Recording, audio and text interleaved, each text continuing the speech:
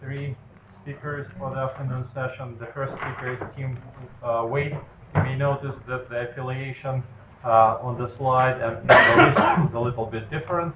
So Tim is now with the University of Manchester, and you can notice his new email address here if you are interested. And the talk is on design of experiments for generalized linear models with random block effects.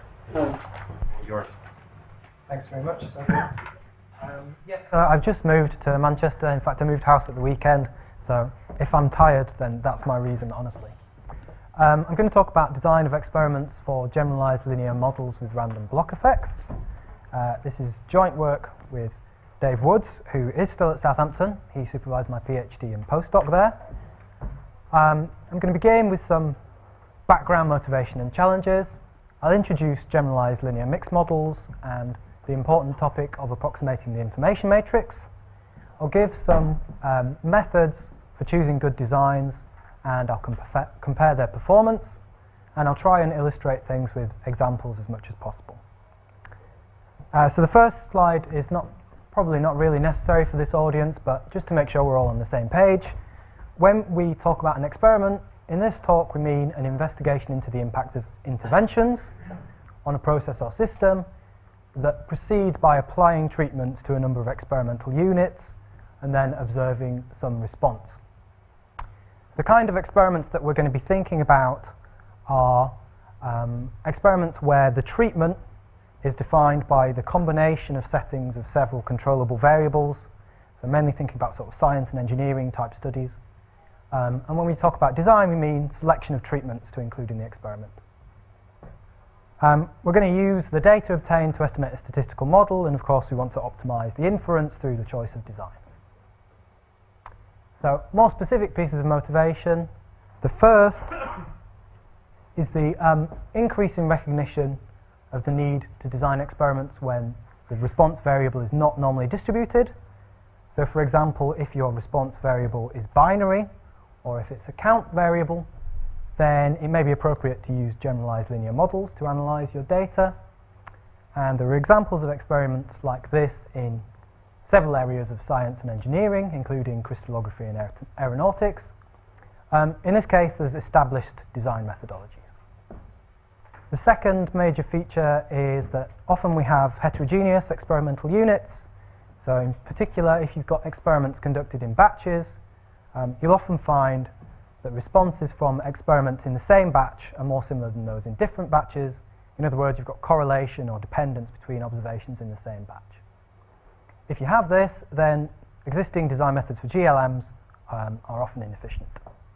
So we want to acknowledge the existence of these blocks of similar experimental units in our design and our analysis. So that means in terms of design, as well as thinking about treatment selection, we also need to think about how those treatments are allocated to the different blocks. And of course we need to use an appropriate model. So a quick example of this. Engineers at Goodrich were interested in studying a process for spray coating engine bearings. In particular, they had these three process factors that they can control, and they're interested in how these affect the probability that that coating cracks. Okay, so they can control the distance between this spray gun and this bearing. They can control the angle through which the gun sweeps, and they can control the speed of the sweep as well. The outcome or response variable is binary. Either this bearing passes or it fails a visual inspection. And there's blocks in this experiment, so they're conducted in sessions, morning sessions, afternoon sessions. There's reasons to believe there might be systematic differences between observations in different sessions, so we want to include that in the model. This is the notion of design that we actually work with. We assume that we have a vector x that records the settings of our controllable variables, so that's our treatment vector. And for simplicity, we're going to suppose that all our blocks have the same number of experimental units. We can define the design through this sort of concise notation. So we have this zeta 1 up to zeta b. These zetas are distinct sets, each containing m treatments, which we call the support blocks of our experiment. And then each support block has a corresponding weight, and that describes the proportion of blocks in the experiment that should receive that set of treatments. So the proportions you define in this way clearly are positive and sum to 1. We're not going to assume any other constraints on those proportions. In particular, we're not going to assume that they can be attained for any particular sample size. So that's why the designs are approximate. So just to illustrate what we sort of mean, we're going to suppose that we have two process variables, two experimental variables, x1 and x2, and we've got two distinct support blocks, each containing two treatments. So this first support block, zeta 1, contains these two treatments here, and we can indicate these on a figure. So the points in this figure correspond to those two treatments. The corresponding weight is a half, which it tells us that half of the available blocks in the experiment should receive this pair of treatments within their two experimental units. Okay, the remaining half of the blocks in the experiment should receive this pair of treatments. I'm not saying this is necessarily a good design, but it just illustrates the sort of structure. Okay, so an appropriate family of models for dealing with the two features, non-normality of the response variable and existence of blocks. An appropriate family of models is generalized linear mixed models. So these extend generalized linear models by allowing random effects in the linear predictor. More precisely, we're going to suppose that we have two indices. I is going to index the blocks within the experiment, and J is going to index the units within a block. So associated with each block, there's a vector of random effects, conditional upon which the responses are independent and have exponential family distribution with mean mu and variance phi times by v. So this phi is a dispersion parameter which in all our examples will be known to be equal to 1. The mean is related to a linear predictor via this link function g, and the linear predictor contains both fixed effects terms and random effects terms. So this f and z are known vectors of regression functions for the fixed and random effects terms. And beta is our vector of unknown regression parameters that we want to estimate. We set aside some special notation for the fixed part of the linear predictor, ignoring the random effects, which we'll use later. Okay, we focus primarily on the special case of a random intercept model, which is where your vector of random effects collapses down to a scalar. Your linear predictor then looks like this, so your blocks have an additive effect on the scale of the linear predictor. One reason that this is sort of a reasonable or natural assumption to start with is that it sort of parallels the classic assumption we make when analysing block designs often. So we're going to begin by looking for d-optimal designs. So d-optimal design, of course, maximises the log determinant of the Fisher information matrix. Particularly, we're going to think about the Fisher information matrix for these fixed effects regression parameters, beta.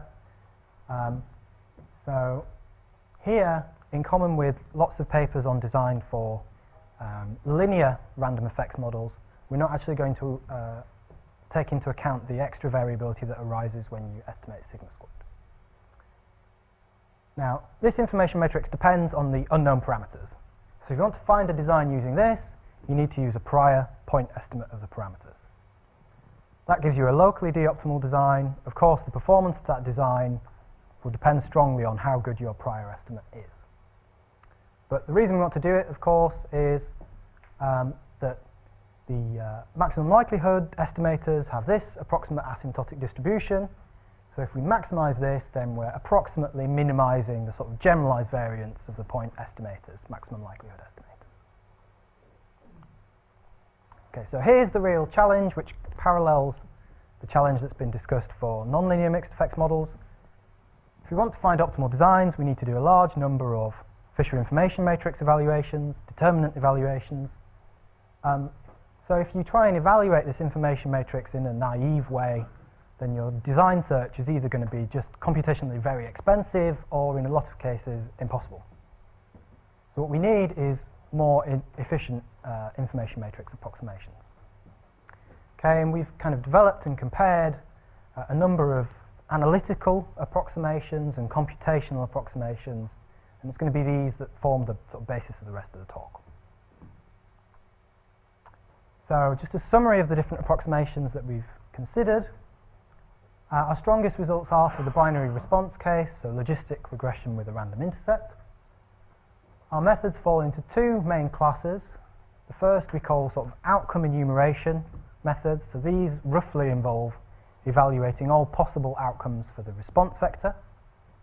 We have a sort of brute force approximation, an asymptotic approximation that's accurate when sigma squared is large, in other words, when the strength of dependence between responses in the same block is strong. And finally, there's a method using interpolation.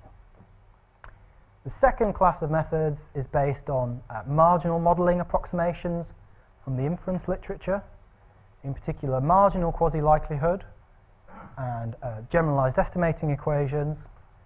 Here we found it was absolutely critical to adjust for a phenomenon that's known as attenuation of the parameters in the marginal model. And I'm going to talk a bit more about this attenuation adjustment. I suppose I'll say now that we're not really going to have time to talk about GEEs, unfortunately, but we will talk about marginal quasi-likelihood. So what does the information matrix look like? Well, for a generalized linear mixed model, because responses in different blocks are independent, we can decompose the information matrix as a weighted sum of information matrices for the different support blocks. And the information matrix for an individual support block has this kind of standard form, which you can re-express as F transpose times by an expectation times by F, where F is the model matrix, and this P is just the probability of observing outcome Y from the block. So this is the marginal likelihood, and as we saw for nonlinear mixed effects models, that's actually an intractable integral with respect to the random effects. So, in principle, if you've got binary data and you've got small blocks, you can evaluate that expectation by considering all possible outcomes for the response vector. So your expectation becomes a sum over all binary M vectors. And we've still got the problem that these marginal likelihood and derivative terms are intractable integrals, but we can approximate them using Gaussian quadrature. This gives us an approximation that's computationally pretty expensive, but we can use it to compare the other different methods. If you've got another conditional response distribution, such as a Poisson distribution, then you need to do something else, maybe Monte Carlo to evaluate this expectation, but again, that's sort of even more expensive. So this is what marginal quasi-likelihood looks like. It's the first of our marginal modelling approximations.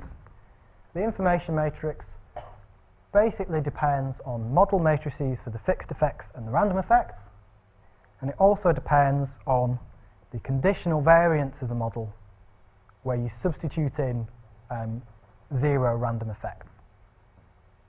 This arises from essentially a linearization of the model. So this is the analog of the first order method in nonlinear mixed effects model design. It arises from a linearization of the model in terms of the random effects, and there's a kind of intermediate step in the approximation which involves substituting in an approximation for the marginal mean. And the approximation you use is that the marginal mean is approximately equal to the conditional mean of the model if there weren't any random effects. So it's really quite a crude approximation.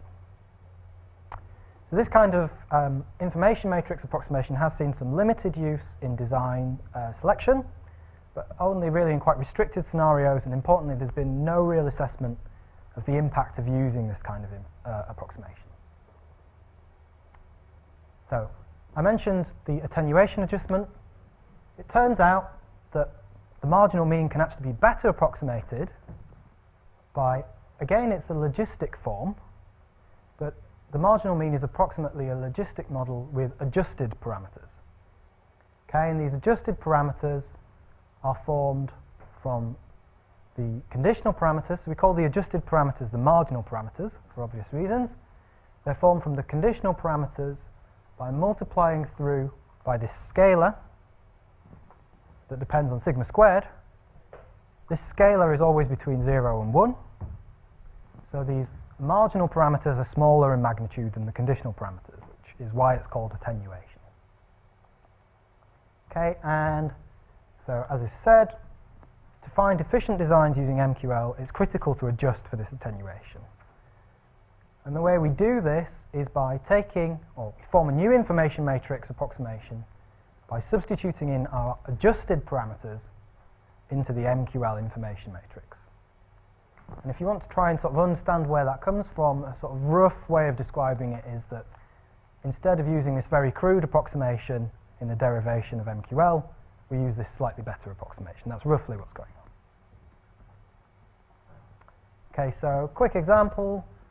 We suppose that we have 2 controllable variables, 4 points in each block. We have a binary response distribution with logit link. And we have this straightforward looking linear predictor. What we're going to do, we're going to compare locally optimal designs from our adjusted MQL approximation with designs from our naive sort of brute force outcome enumeration approximation. Because we're doing locally optimal design, we need to set up some parameter scenarios, and we're kind of particularly interested in exploring the performance of the methods for a range of different strengths of intra-block correlation.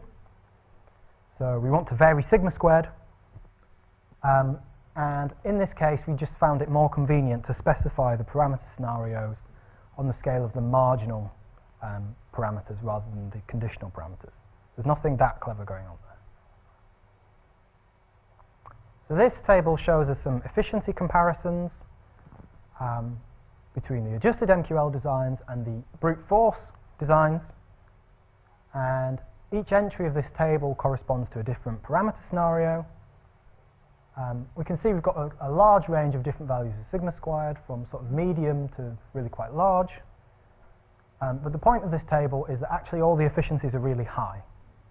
Okay, so it's only in a few situations with very large sigma squared where this adjusted MQL approximation doesn't give us a good design.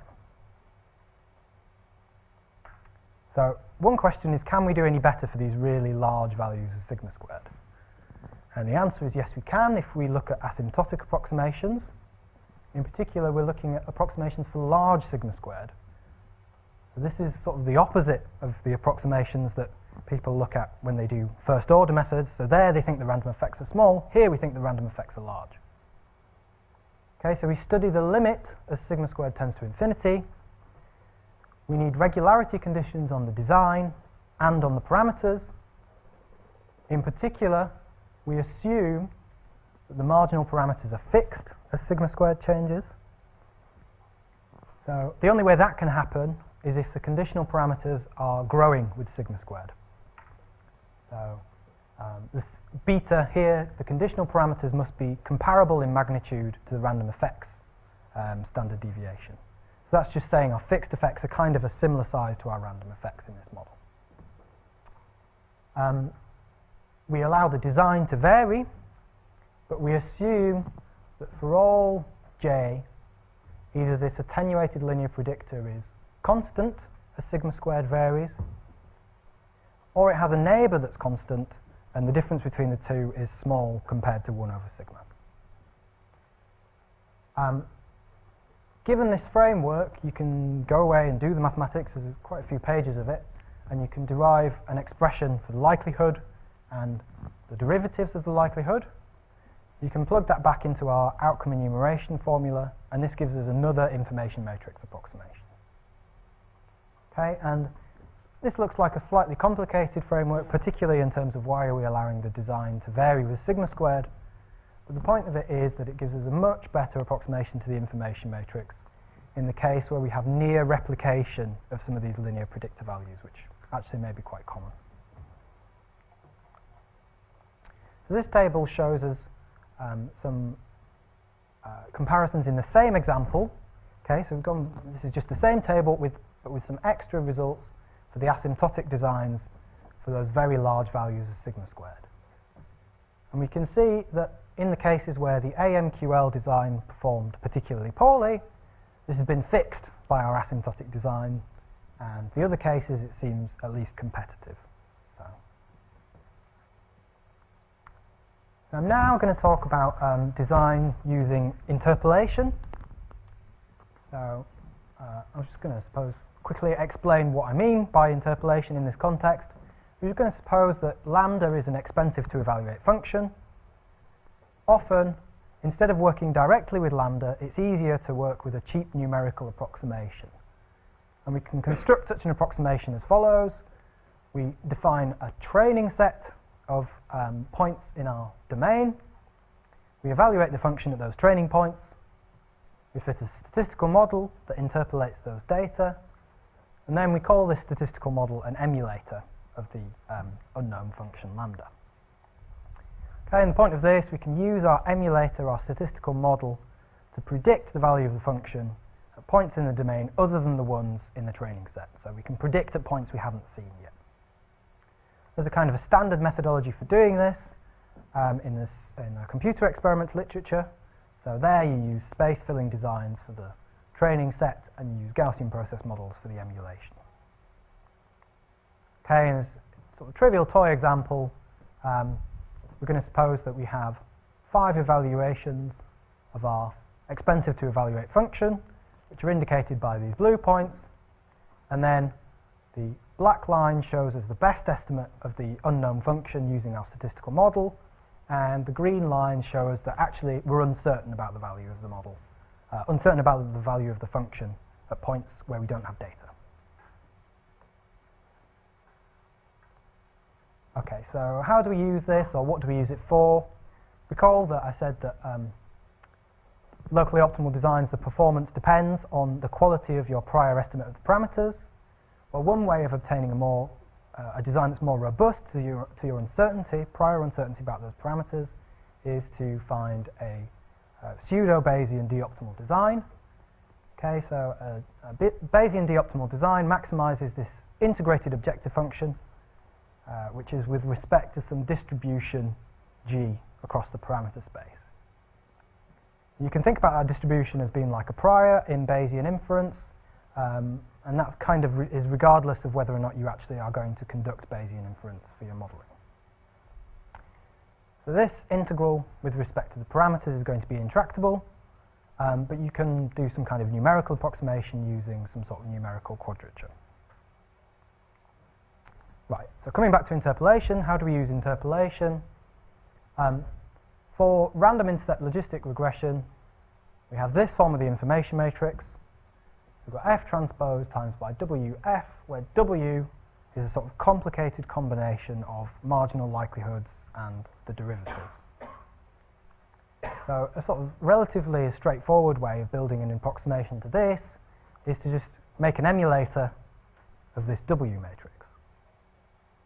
Now, because W is a function of the linear predictor, it doesn't depend directly on the designs, and it doesn't depend directly on the parameters. This is actually quite an efficient way of producing Bayesian designs, because we can use the same emulator for different values of the parameters. We were sort of overcautious, I think, maybe, in building our emulator. We used a very large training set, which guarantees accuracy, but somewhat compromises on how cheap your numerical approximation is. So you could probably get away with a slightly smaller, cheaper emulator, but you'd have to do the proper validation to do that. So this is a very similar example to before. Now we have uncertainty about all of our parameters represented with prior distributions. So in particular, we have a narrow range of uncertainty about beta 0, medium about beta 1, and massive uncertainty about the parameter beta 2. We're going to do our numerical integration with respect to the parameters using a Latin hypercube sample. And what this figure shows is the optimal designs you find using 4 different information matrix approximations. So each panel corresponds to a different approximation. Up here we have our brute force approximation, our interpolation approximation, our adjusted MQL approximation, and then the one I haven't mentioned, the adjusted GEE approximation. So So these figures show the treatments included in the design, and you can identify the support blocks by looking at the set of points with the same plotting symbol. Okay, but all this figure is, it's a sort of simple, easy way of comparing the designs and seeing that actually they look quite similar between the different methods. And that point is borne out by some numerical performance comparisons. So in particular, we evaluate the Bayes efficiency for each of our designs. The Bayes efficiency is a measure of the overall trade-off in performance achieved by the designs across the parameter space. And we see that essentially all the designs have very high Bayes efficiency. However, if we look at the right-hand column, this tells us how much computational effort is required to find the designs. So, well, firstly, all the numbers are quite big. But secondly, this method using interpolation required around 1/3 of the computational effort of the brute force method. As I've said, we could probably bring that down a bit more by building smaller emulators. And then the adjusted MQL approximation requires around 1/100th of the computational effort of the brute force. And that seems to come at essentially no loss in efficiency. So I think that's quite a nice result in favour of these simple approximations. So to conclude, we've studied a range of further examples and approximations, and these studies all seem to really bear out the same message, which is that for small sigma squared, it doesn't really matter very much which approximation you use, so long as you at least adjust for parameter attenuation. For larger sigma squared, occasionally your simple adjusted marginal approximations can sort of fail, occasionally, but you can often do better using asymptotic approximations, although they're non-trivial to derive and non-trivial to implement. All these results are kind of large N results because they rely on the Fisher information matrix, but simulation suggests that the performance, the relative performance or ranking of the different methods is reasonably consistent for smaller N. So we've had a paper on this accepted in Biometrica. It's still in press, but if you want to look at further details, it is available on arXiv. There are all sorts of interesting related problems, of course, plenty in the nonlinear mixed effects design world, but I think for the sake of saving some space for discussion, I'll leave that until later. So thank you very much for your attention, and here's the rest.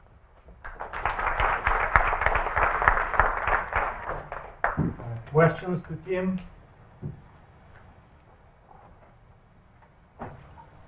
Right. Yes, you said that the MQL approach will not give good approximation of the theme and will not give the same designs. I was thinking on slide 18, but you never showed, why you compare the brute force with, yes, this one, AMQL. So I was wondering whether just MQL was... Just MQL, they are very different, certainly in terms of the efficiencies. In this column, you'd be looking at everything certainly below 70 and maybe below 60 for the large values of sigma squared. So it's really saying that the way you approximate the theme will influence the choice of the optimal design. Definitely, yeah, particularly for these very large values of sigma squared. Now that is very much a feature of the fact that it's binary response, I think.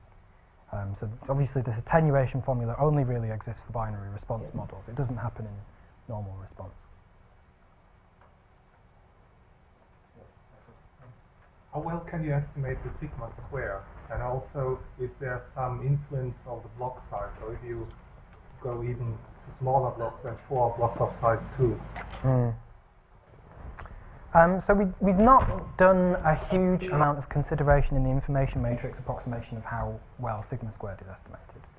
But there are ideas certainly for doing that. I think in terms of the brute force method, it doesn't make a great deal of difference, adding that extra parameter in terms of the computation. We've seen ideas in terms of the linearization type approaches of how you can extend the Fisher information matrix, although we haven't done the comparisons. In terms of the block size, I'm not sure what the impact on estimation is, but it certainly seems that there could well be some confounding between the estimation of the conditional parameters and sigma squared, at least because they're linked through these marginal parameters that are basically conditional parameters divided by a function of sigma squared. I had a question about your interpretation of the expectation designs. I think slide 23 or 23. Yeah. Yeah. So I think what you said was that with this type of design, that you could interpret the distributions as like a Bayesian distribution, which would be the same as in inference. Mm-hmm. But I guess my claim would be that this is exactly opposite to Bayesian inference. So in Bayesian inference, if you add in a distribution that has some structure that's not just a broad prior, then you're actually restricting your inference into a smaller space. Whereas here you're saying that your parameters are uncertain, they're not just point estimates, they're broader, wider. You have to look at different potential parameter values. So to me it seems like it's doing exactly the opposite as Bayesian estimation would be doing here. I just wanted to hear if you would have a comment about that. Well,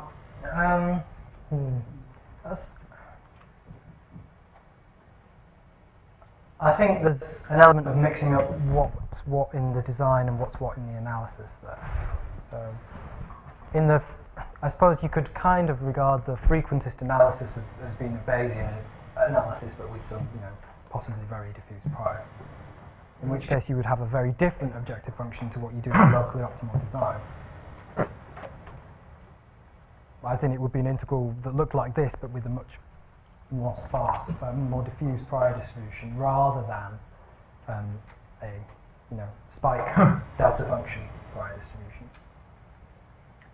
You're saying that if you're doing frequentist estimation, that you should always compute your information matrix with a very broad prior around all your parameter estimates? No. But I'm saying that I don't think that locally de-optimal design corresponds to frequentist estimation in the way that you kind of suggested.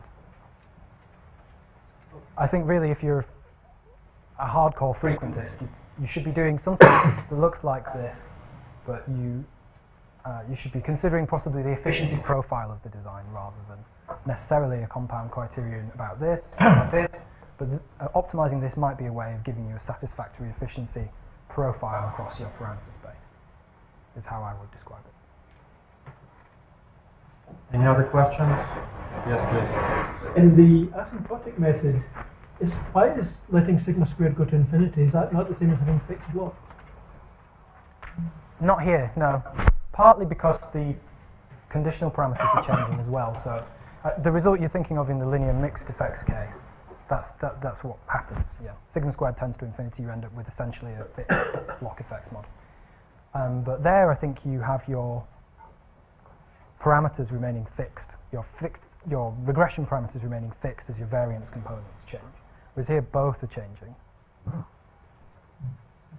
And I suppose in that setting, really, as your variance components get very large, your sort of signal-to-noise ratio, in a way, is getting very extreme. Whereas here, it's kind of remaining the same. It's actually I think this setup is actually quite counterintuitive. You get all sorts of strange things happening as sigma squared tends to infinity. So, for example, within each block, the probability of obtaining separation converges to 1. So you can't estimate the fixed block effects model. In fact, what you have to do, you really critically rely on recovery of information between different blocks here. But it's just a binary response thing. Okay, any other questions? Yes, And the last question. last question, the last table. Can we have a look at the last table, please? On the Bayesian designs. The Yeah. one, yeah. And the last method, AGE, has different weights. Yeah, so the AGE is Reason achieved. for that? Sorry? What is the reason for that? The AGE actually, so another thing you can do is look at the efficiency profile of the design. So what's the local efficiency for different values of the parameters? And all of these designs look pretty much the same, whereas Yeah, this one but looks the slightly weight is different. different. So even if the points look the same, the design is actually quite different. Well, there's a bit of difference in the points here, and in particular, you see that the difference in the points is in the second factor, x2, which is the one that we're really uncertain about the effect of. So this is actually, in a way, this is a bigger difference than the difference between these three. So actually this design has quite a different trade-off in performance across the parameter space as a function of the parameters. But overall the efficiency is fairly similar. So it's kind of a different design that is close to being Bayesian optimal. Just have a quick question. So the timing is in second, right? So 10 to the power 6 is about 300 hours, Yeah, according so, to my calculations. so this is done on a supercomputer in parallel, using lots and lots of random starts. Well, let's